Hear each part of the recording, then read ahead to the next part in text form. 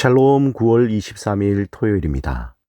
한 주간 하나님과 동행하며 살아오신 여러분의 삶 가운데 하나님의 은혜와 복이 함께 하시길 소망합니다.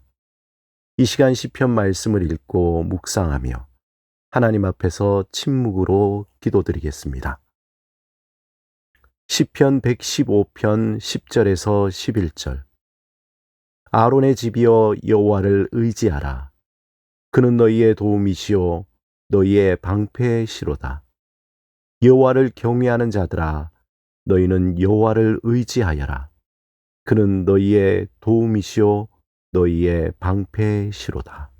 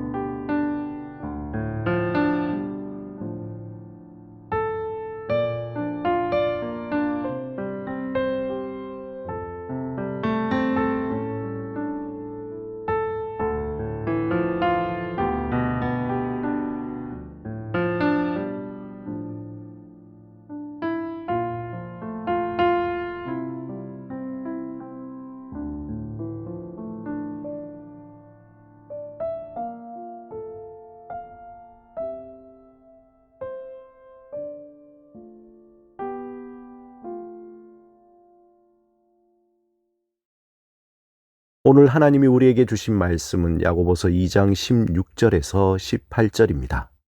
함께 말씀을 읽고 우리에게 들려주시는 하나님의 음성을 듣겠습니다.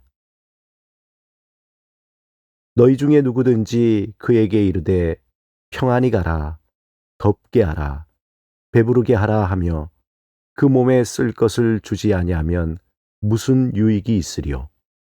이와 같이 행함이 없는 믿음은 그 자체가 죽은 것이라. 어떤 사람은 말하기를 너는 믿음이 있고 나는 행함이 있으니 행함이 없는 내 믿음을 내게 보이라. 나는 행함으로 내 믿음을 내게 보이리라 하리라. 우리가 평소 즐겨 먹고 특별히 명절 음식으로도 꼽히는 숙주나물은 녹두에 싹을 틔워 기른 것으로 데쳐 무친 나물입니다. 그런데 왜 녹두나물이라 하지 않고 숙주나물이라고 부르는 것일까 하는 생각이 듭니다. 숙주나물의 유래와 관련된 인물이 있는데 그 이름이 조선시대 신숙주입니다. 신숙주는 22살 때 문과에 3등으로 급제하여 집현전에 부수찬이 된 수재였습니다. 젊은 날에 장서각에 들어가 평소에 보지 못했던 책을 열심히 읽고 동료들 대신 숙직을 하면서 시간 가는 줄 모르고 공부에 열중했습니다. 이런 신숙주를 지켜본 세종은 그를 총애했습니다. 그런데 어학의 천재이자 또 외교와 안보 분야의 귀재로서 세종과 문종의 총애를 받았던 신숙주는 주군의 후계자를 저버리고 수양대군의 왕위 찬탈을 지지하여 조선시대 배신의 아이콘이 되었습니다. 그리하여 그의 변절이 여름철에 가장 잘 쉬는 나물인 녹두나물과 그 성질이 같다고 하여 숙주나물이라 부르게 되었다는 것입니다. 한편 이와는 다른 이야기로 세조에게서 극진한 총애를 받은 그가 평소에 녹두나물을 좋아해서 밥상에 이 나물 반찬이 끊일 때가 없었다고 합니다. 이 사실을 전해 들은 세조가 녹두나물을 숙주나물이라 부르는 것이 유래가 되었다는 이야기도 있습니다. 중국의 역사서 18사략을 보면 탁월한 군주였던 위나라 문호에게 충성스러운 재상 이극이 사람을 관찰하는 5가지에 대해 설명합니다. 첫째, 평소에 친한 사람이 누구인가? 둘째, 자신의 부를 어떻게 쓰는가? 셋째, 높은 자리에 있을 때 누구를 추천하는가?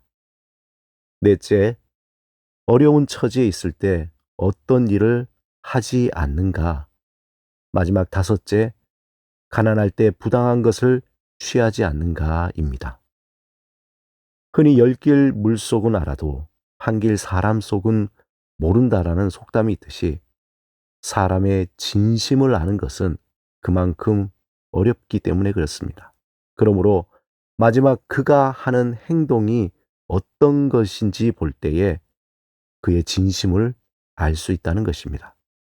겉으로는 온갖 감언이설로 칭찬하고 위하는 척하지만 뒤로는 험담하고 반대하며 배신할 수 있다는 것입니다. 오늘 본문 17절의 야고보는 행함이 없는 믿음은 그 자체가 죽은 것이라고 단호하게 말합니다. 루터가 야고보서를 지푸라기 서신이라고 비난한 것은 믿음보다 행함에 대해 강조한 것 때문이었습니다. 하지만 루터는 야고보가 말한 행함이 믿음을 배제한 율법을 따른 것으로 오해한 것입니다. 믿음이 우선이냐, 행함이 우선이냐라는 질문은 닭이 먼저냐, 달걀이 먼저냐와 같은 어리석은 질문입니다. 결론적으로 말하자면 믿음과 행위는 동전의 양면과 같이 뗄 수 없는 관계이며 하나이지만 다른 관점입니다. 누군가를 진심으로 사랑한다면 자연스럽게 사랑하는 구체적인 행동을 하게 됩니다. 사랑하는 이를 위해서 외모를 꾸민다든지 선물을 준비한다든지 구체적으로 행동을 하게 되어 있습니다. 그러므로 사랑은 움직이는 것이다 라는 말을 하는 것입니다. 하나님의 자녀는 하나님을 믿고 사랑하기 때문에 하나님의 말씀을 지키며 행동하는 것이 당연한 것입니다. 하나님은 모든 사람을 사랑하며 연약한 자를 도우시고 가난한 자를 불쌍히 여기십니다. 그러므로 하나님의 자녀는 모든 사람을 사랑하며 연약한 자를 돕고 가난한 자를 위해 자신의 것을 나눠주는 것이 너무도 당연하며 또 그렇게 해야 합니다. 만일 형제나 자매가 헐벗고 일용할 양식이 없는데 말로만 평안히 가라, 덥게 하라, 배부르게 하라 이렇게 한다면 얼마나 가증스러운 것이겠습니까? 믿음은 구체적인 행동을 통해서 증명이 되는 것입니다. 야고보는 믿음보다 행위가 우선이라고 말하는 것이 아니라 진실한 믿음은 반드시 구체적인 행위가 따른다고 말하는 것을 강조한 것입니다. 그러기에 나는 행함으로 내 믿음을 내게 보이리라 하리라라고 당당하게 말하고 있습니다. 우리가 하나님을 사랑한다고 하면서 삶의 자리에서 구체적으로 그에 맞는 행동을 하지 않는다면 조금 과장해서 말한다면 여름철 쉽게 변하는 숙주나물처럼 하나님 앞에 배신하는 것과 같습니다. 행위가 없는 믿음은 빈 껍데기만 남은 형식적인 종교 생활이 될 뿐입니다. 사랑하는 여러분, 예수를 믿고 하나님의 자녀로 산다는 것은 믿음을 행함으로 증명하기 위해 자신을 내려놓고 지속적으로 헌신하는 삶이라 말할 수 있습니다. 믿음과 행함이 일치하는 삶이 현실적으로 쉽지는 않습니다. 행함으로 믿음을 보이는 삶을 살기 위해 예수 그리스도 안에서 하나님 앞에서 성령님을 의지하며 조금씩 믿음과 행함을 일치시키기 위해 힘쓰는 삶이 되시길 주님의 이름으로 축원합니다. 함께 기도드리겠습니다. 우리의 믿음이 삶의 자리에서 구체적인 행함으로 증명되게 하소서. 성령을 의지하며 나를 내려놓고 말씀을 의지하며 헌신하는 삶을 살게 하소서. 예수 그리스도 이름으로 기도드립니다. 아멘.